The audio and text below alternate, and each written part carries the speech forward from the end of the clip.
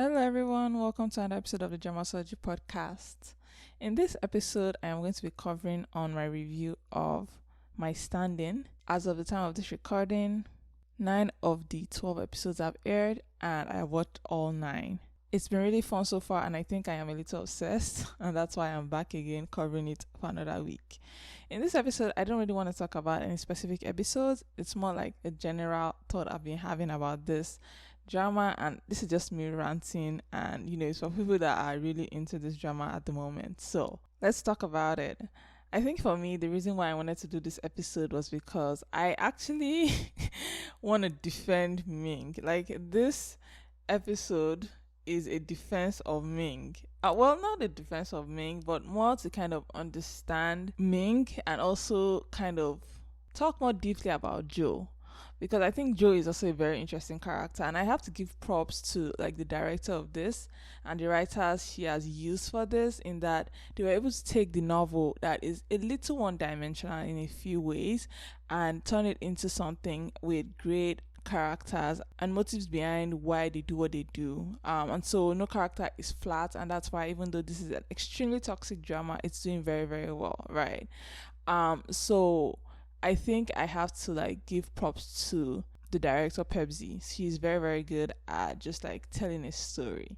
The reason I thought about making this episode was because I was reading a comment that was talking about how terrible Ming is, which is factual, right? Ming isn't a good person, really, but my issue was that they were comparing him to Vegas from Kim Porsche, and to an extent I understand that, and even in my previous episode I've mentioned how his own level of toxicity is interesting, because with Vegas is from the mafia family. This is his world, and so this is what he does, right? Whereas Ming has no excuse. He comes from a rich family. He comes from what you would think is well adjusted, right? World. So he is not a mafia person in any way, and so it doesn't excuse a lot of the things he does. But actually, now that I have watched more of this drama and actually thought about it, I have come to the realization that Ming is not as bad as Vegas. It's a stretch to say that. I get why people are saying that, and they're in the heat of the moment, but I think objectively, or maybe subjectively, Vegas is still worse, and I'll explain why. So the comments were saying that, again, Ming was really, really a red flag.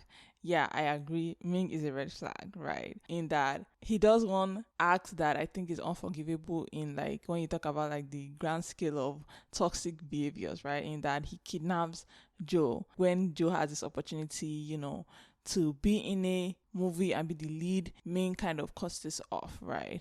Just because he's jealous of his co-star, Saul. So Ming does this, and that's the one act I would say that, is almost unforgivable if you're going to talk about like severity of what he's done. I think that is the one thing that I'm like, yeah, that is something he should not have done.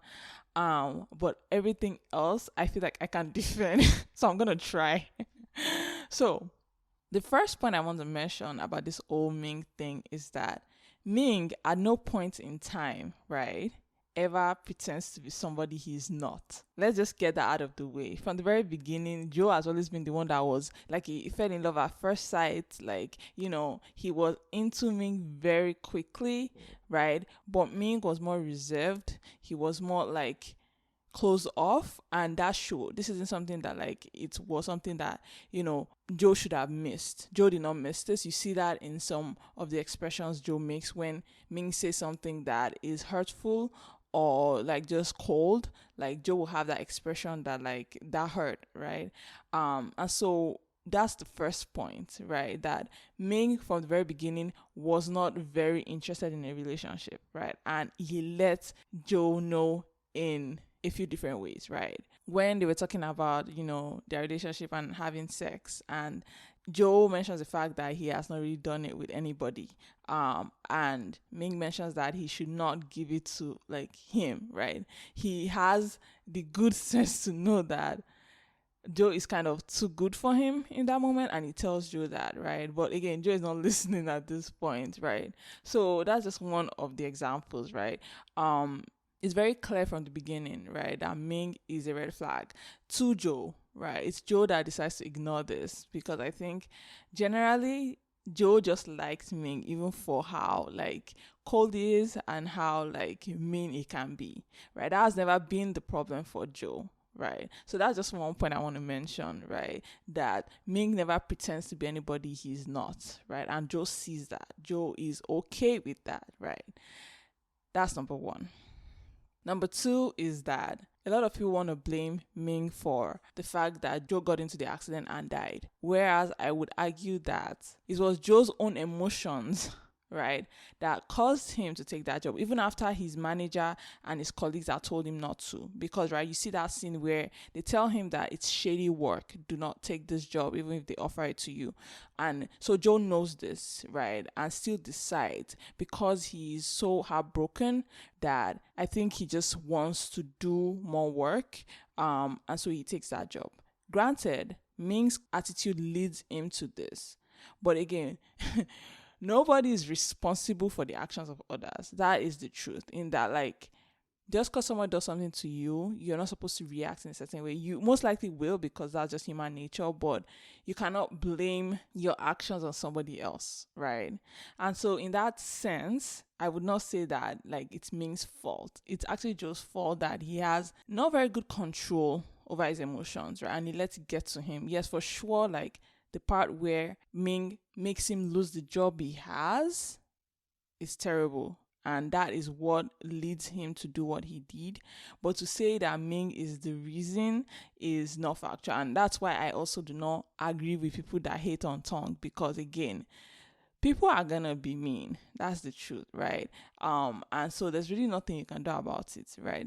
Granted, again, I am not supporting what Ming did to him, and I'm not saying that that is still not, factual in that it made Joe do something that he should not have. But to say it's Ming's fault is not factual. It's really Joe, and Joe from the very beginning, as you can tell, he's want to fall in love quickly. His emotions run high, and so it affects all his senses and his thought process. And so that is how Ming was able to kind of facilitate in his death, right? So that is also going back to the first point of that, like, Ming is not pretending to be anything that is good, right? And so Joe should not really have been shocked when he found out that he was a stand-in. I mean, it's factual for him to be shocked, for sure. Like, it makes sense emotionally, and I felt for him. Like, I was like, my baby.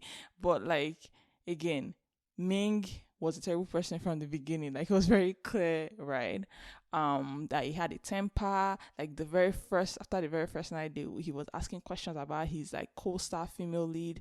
That like, oh, are you bisexual? Blah blah blah. Like, he was mean in a lot of ways, right? And so it's something that Joe should have picked up on, and he didn't, or he did and he did not care. Which comes to my like major point about this drama and really the character of Joe. In that, I think that Joe has no problem with Ming's character. The issue that Joe has, his tongue. That is his only issue, right? In that, I think he even loves Ming's character to an extent, but it is that jealousy, right, for Tong that is driving a lot of his actions, right? I would say that in a way that makes him more obsessed than Ming, because he does all these things, takes the job and gets himself killed because he is this jealous, right? He is this angry, right? Not because Ming is Ming, but because Ming loves Tong. And that really, really upsets him.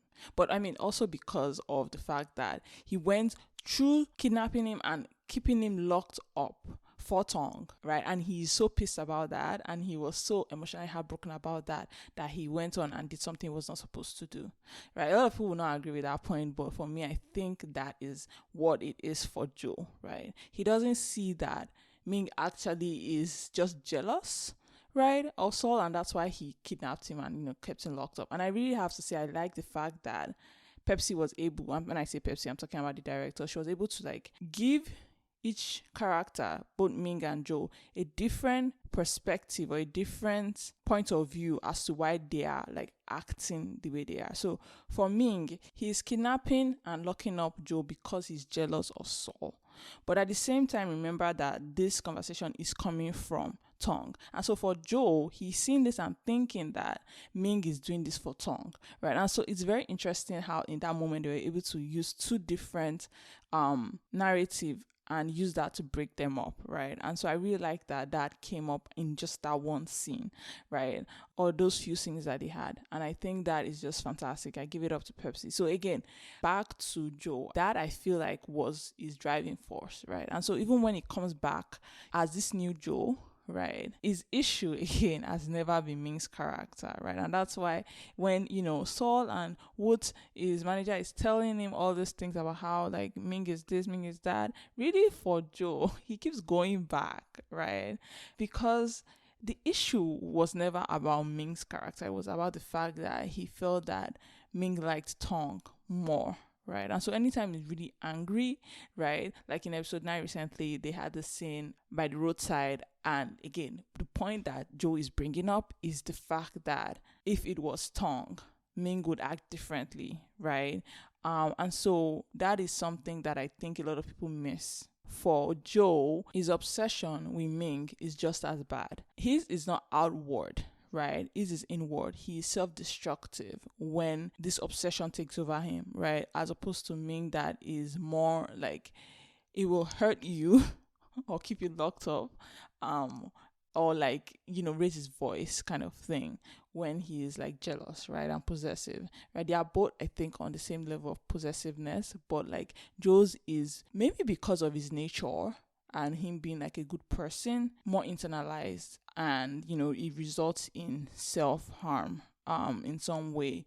And I think that's a point that a lot of people miss. And so I just wanted to mention that and just give everybody a little of a different perspective on Joe and Ming, because I think it just makes this drama even more interesting, right? Like actually when I came to that realization that okay, actually Joe is just as problematic. Like he's just as problematic, because how do you go back to like sleeping with someone that you feel like caused your death? And again, I accept that criticism of Ming in that he pushed Joe to do that, but again, it's because Joe still genuinely is in love with Ming. He has like he's down bad, like he really likes Ming, right? And there's nothing anybody can say that is going to change that. I just saw the preview for episode 10 and I was like, yeah, like Joe is a fallen soldier. I mean, I feel like he was never a soldier to begin with. We all just thought he was a soldier. He was not a soldier. He was always on Ming's side, right? And so watching him go back to Ming and lay with him again is just so funny to me. But again, it makes sense and it tracks, given like what I think his character is like, right? So it's funny because the actor or poem that plays Joe also mentions is that do not listen to anything that comes out of Joe's mouth, because he's lying. Like it's a big lie in that when he says that, oh, the feelings that he had for Ming died with his old body, he's never came back to him. All this like bravado speak that he, tells like Saul and tells Woods and even tells himself, it's not real, because the minute he's in Ming's presence, like he's a different person, right? I like the scene where Saul and Joe go to his old apartment, right? This is after Ming had threatened to burn everything down, right? And so I think they go there to save a few things, right?